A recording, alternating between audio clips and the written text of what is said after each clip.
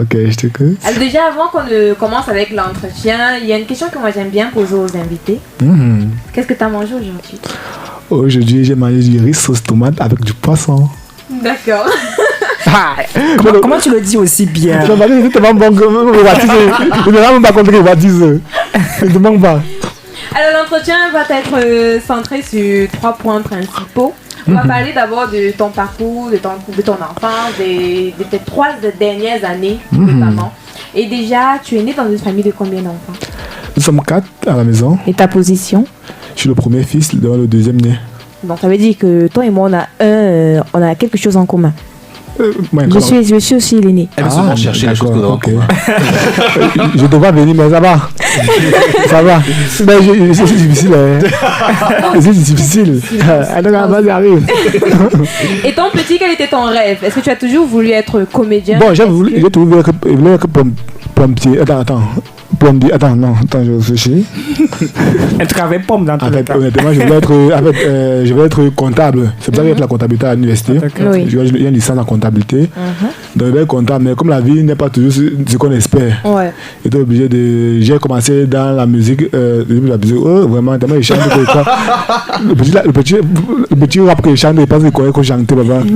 J'ai commencé la comédie, mais à un niveau. En fait, chance moi que j'ai fait la comédie entre temps. Ce qui m'a permis de continuer avec ça après l'école, même durant l'école même. Mais ça m'a vraiment rapporté un peu ça m'a vraiment donné beaucoup d'espoir pour pouvoir continuer avec.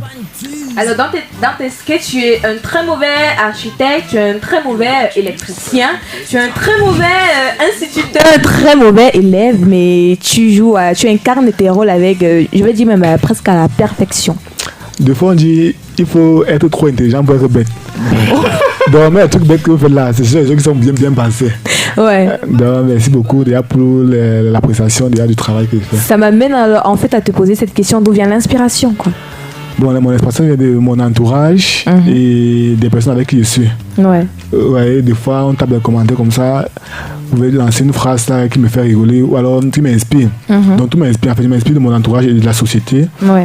Du quotidien en fait, ce qu'on vit également au quotidien. C'est pour ça que j'utilise ça pour transmettre ce message au grand public que j'ai. Mais beaucoup plus des commentaires. Et en particulier pour cette musique-là, parce que cette musique parle énormément et c'est ta personnalité en fait. En fait, des fois, les écoute la musique, ne comprennent pas ce que vous avez dit. Bon, si vous voulez expliquez-moi, dites-moi, explique-nous. Pardon, demandez-moi. Chantez d'abord. Chantez d'abord, après tu nous expliques. Bon, je chante en expliquant. Écoutez bien, les commentaires. Écoutez, donc les gens écrivent les commentaires. Dans les commentaires, on dit quoi? Il est trop laid. On dit quoi? Il nous bat trop. Il n'est pas encore arrivé, mais c'est lui qui joue les boss. Après, on dit quoi? En route, il me voit, il dit Nécrous. Nécrous me dit je veux la photo, je joue les dessins. Je veux la photo, je vais assister. Bon, je vais répondre. Si tu n'es pas comme ça, commentaire. Mais comme ça, je donne tellement. Nécrous comédie. Ici au pays, on va vous faire rire.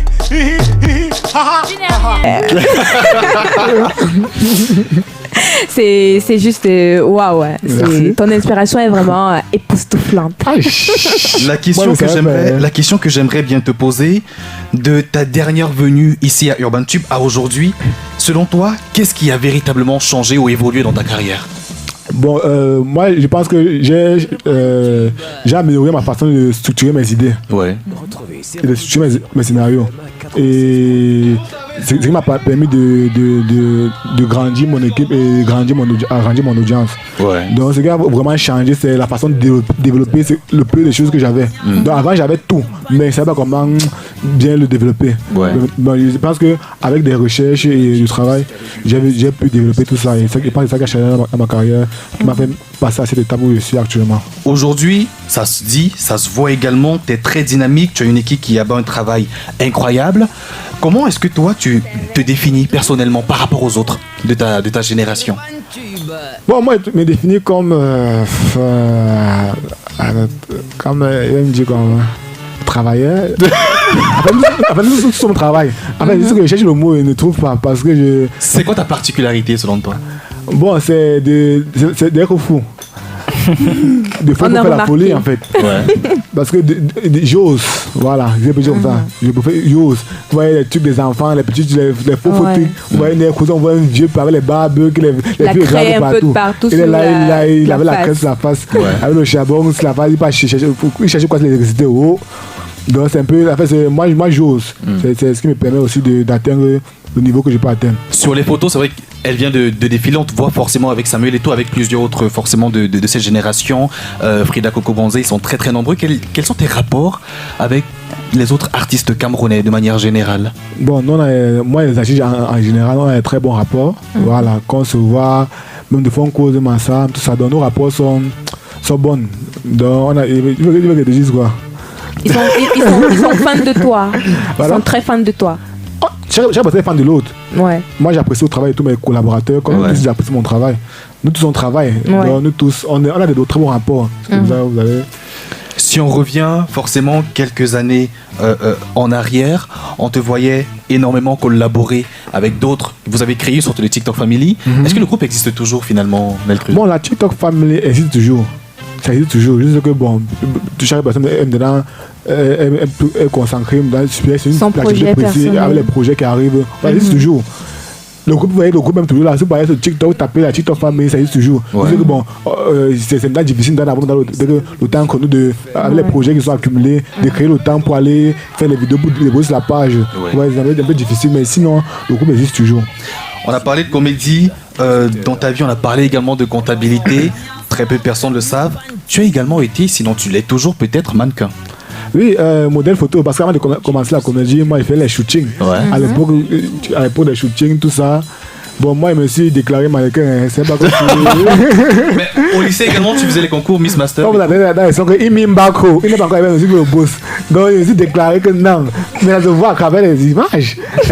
Et c'est obligé de travailler dans une agence. Dans une agence, pour qu'on sache que. Ouais. C'est pas que ça te voit.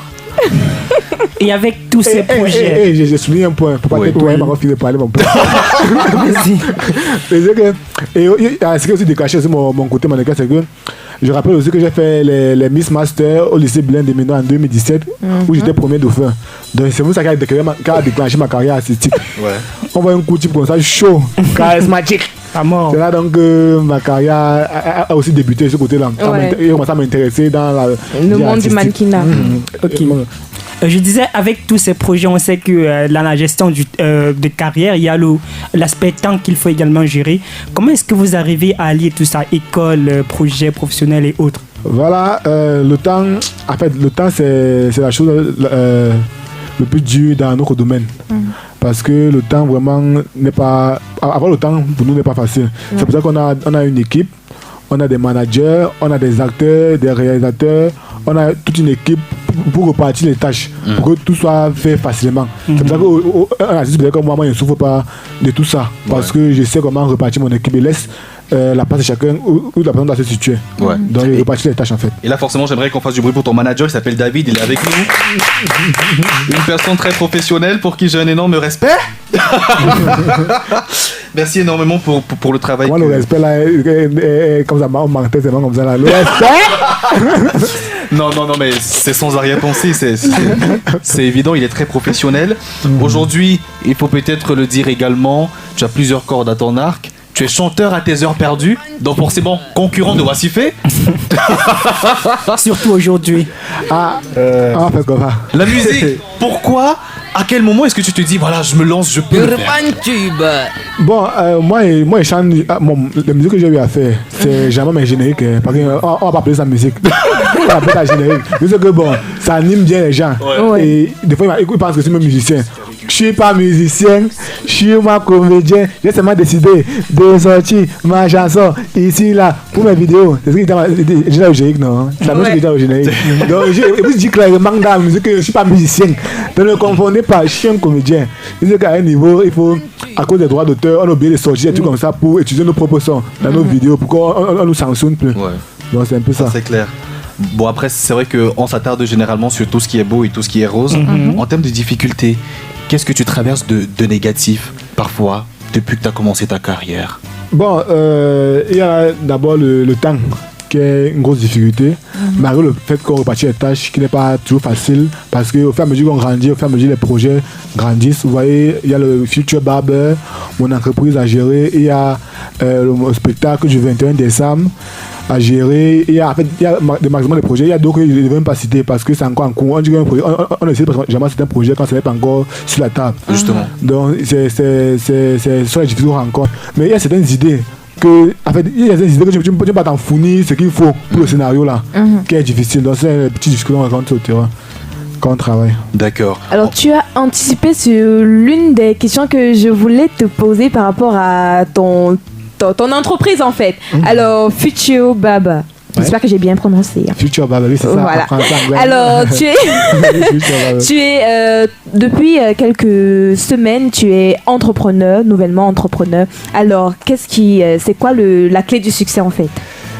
Bon, la clé du succès, c'est tu as déjà d'entreprendre. Ouais. Et succès de quoi? Qu'est-ce que tu as réussi? Mais déjà, le fait d'avoir mis ça sur pied, le fait d'avoir concrétisé l'un de tes rêves, c'est déjà une réussite. La seule clé du succès, c'est Dieu. Il faut prier et travailler. Moi, j'ai juste la chance de savoir comment avoir une bonne équipe qui m'aide aussi à orienter mes idées. Donc, c'est aussi ça. Donc, le succès, ce n'est pas seulement d'avoir, c'est tout un ensemble de choses. Que ce soit le matériel, que ce soit les gens qui t'entourent, que ce soit toi personnellement tes pensées et tout ça, et s'exprimer et tout ça. Et là, à l'écran, forcément, on a une image. Celle qui est à côté, c'est ta maman. Oui, c'est ma maman là-bas. Pourquoi le choix de la coiffure? Bon, comme la comédie, il voulait me lancer dans une activité. Et moi, j'aimais trop quand je partais dans les salons, il était tout gnang. En fait, j'étais tout impressionné du fait qu'on me dessine bien la tête, tout ça. À un niveau, j'ai commencé à acheter moi mes propres machines. Je crois qu'à la maison, il y avait les mascottes. Ma maman dit, voilà, pour être coiffé. Ouh, le gars était laid. Non, mais c'est bien. Après, moi, c'est vrai, c'est bien. Ouais, papa, il partait où? Ouais. Avec le temps que j'ai commencé à m'informer sur le domaine de la coiffure. Et avec le temps, ça a pris pratiquement 1 an de réflexion avant de pouvoir réaliser ce projet, en fait. Et là, on entre forcément dans le sujet, un sujet très très important, ce gros événement qui arrive et pour lequel tu as le soutien forcément de l'équipe de production, je préfère le dire maintenant. À quel moment tu te dis, là je dois me lancer, c'est l'heure peut-être de commencer et de faire mon premier stand-up?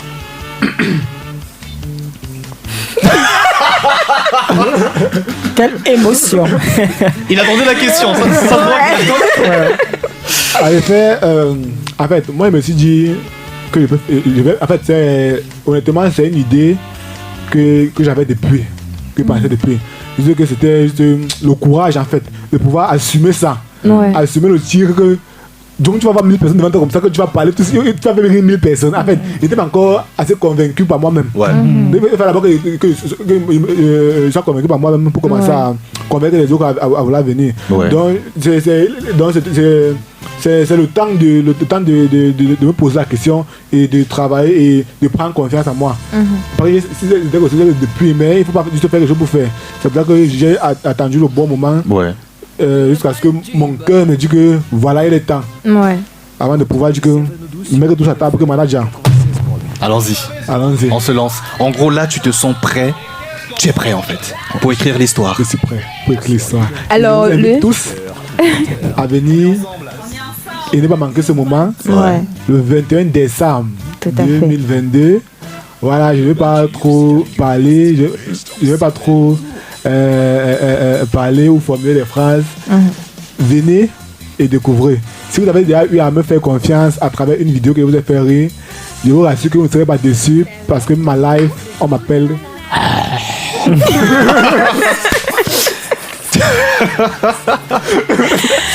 Alors les auditeurs également, nous ici en studio, on l'a compris. moi j'ai rien compris honnêtement, tu vois. C'est maintenant que je comprends en fait que c'était le lion. Ah, c'était le lion que tu voulais faire? Ouais. Ton lion à toi, il miaule, c'est ça? Ok. Moi il m'a fallu du temps. Donc rendez-vous le mercredi 21 décembre à Canal Olympia Yaoundé 1. Donc, je vous invite tous.